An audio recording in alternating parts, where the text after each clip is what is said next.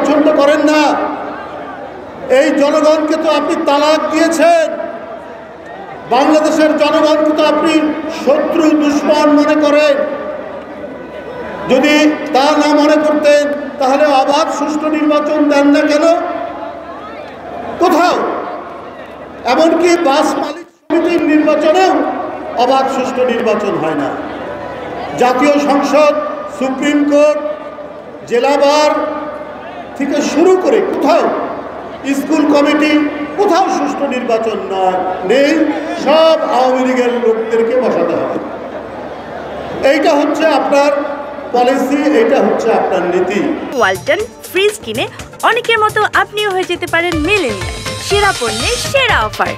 আর আপনি বলেছেন যে জনগণ থেকে সরে গেলে আপনার মৃত্যু হবে। আপনি এটা ঘুরিয়ে বলেছেন, উল্টোটা বলেছেন।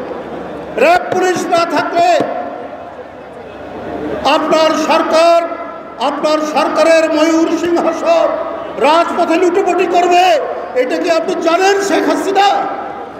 এটা আপনি জানেন, কিন্তু তারপরেও আপনি জনগণকে বিভ্রান্ত করার জন্য এই সমস্ত কথাবার্তা আপনি বলছেন। এইটা আমরা জানি যে আপনার অবৈধ নির্বাচন, 7ই জানুয়ারির দামি নির্বাচন, আপনার 30শে ডিসেম্বরের নির্বাচন, আগের রাত্রে হয়ে যাওয়া প্রত্যেকটি অবৈধ নির্বাচন, প্রত্যেকটি অগণতান্ত্রিক নির্বাচন, প্রত্যেকটি জনগণকে বন্দী করার নির্বাচন আপনি করেছেন। আর আপনার সেই অবৈধ নির্বাচনকে বৈধতা দান করেছে দিল্লি বৈধতা দান করেছে। এই কারণে আপনি বাংলাদেশের সবকিছু তাদের কাছে ইজারা দিতে চান।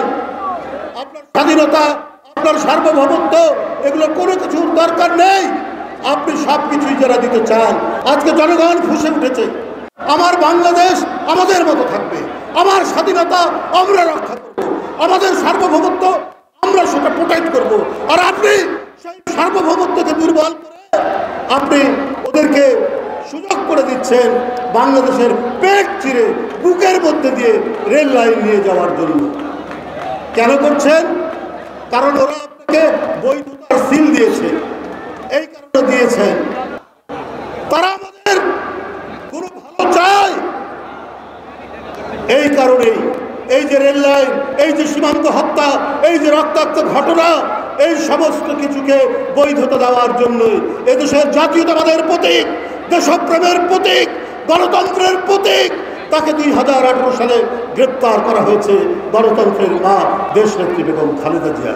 খাবারের মধ্যে ওষুধ দিয়ে ক্রমান্বয়ে ধীরে ধীরে তাকে আজকে দুনিয়া থেকে সরিয়ে দেওয়ার যে প্রচেষ্টা, এই প্রচেষ্টার আমরা প্রতিফলন দেখছি। আজকে অসম চুক্তি, একতরফা চুক্তি, জনবিচ্ছিন্ন একটি সরকারের চুক্তি, বন্ধুরা আমার, এইটা আজকে জনগণ মানবে না। আমি আগেও বলেছি, আর কেউ নয়, এই দেশের সবচাইতে বড় শত্রু, এই দেশের সবচাইতে বড় বিষাক্ত সাপ, সেটি হলেন হাসিনা ভাইপার। এই হাসিনা ভাইপারের এর থেকে আজকে আমাদেরকে সাবধান থাকতে হবে।